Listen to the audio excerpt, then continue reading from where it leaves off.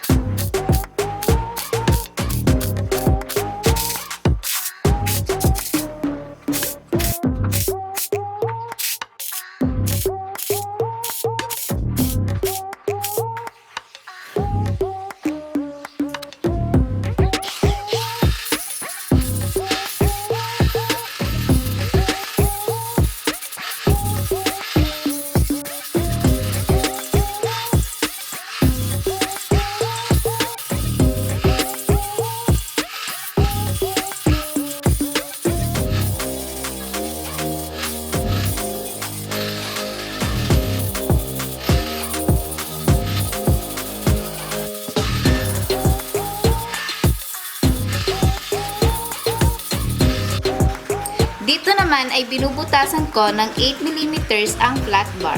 Ito yung mounting ng tornilyo para maging collapsible.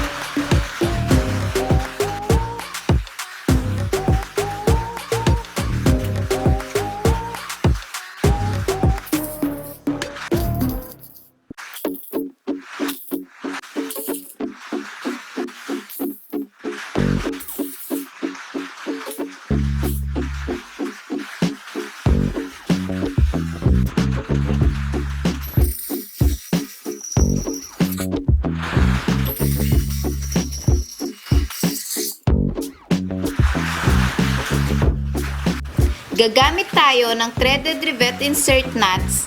Thread hand riveter nga pala ang gamit ko dito.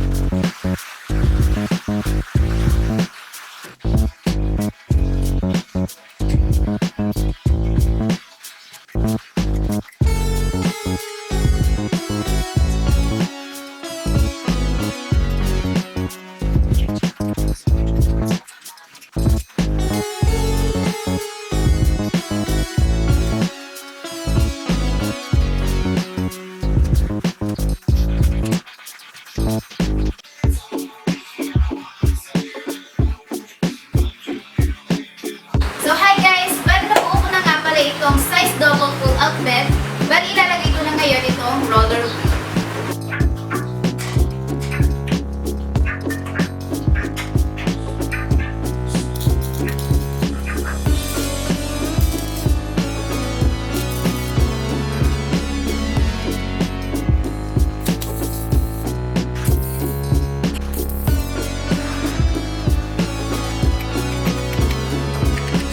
Okay guys, ngayon natapos ko na naikabit yung dalawang gulong. Ngayon, pipinturahan ko naman siya ng epoxy primer, pero off-cam na para hindi masyadong mahaba itong video. Okay, habang pinapatuyo muna itong pintura, magpuputol muna tayo ng plywood para sa headboard and frame slab.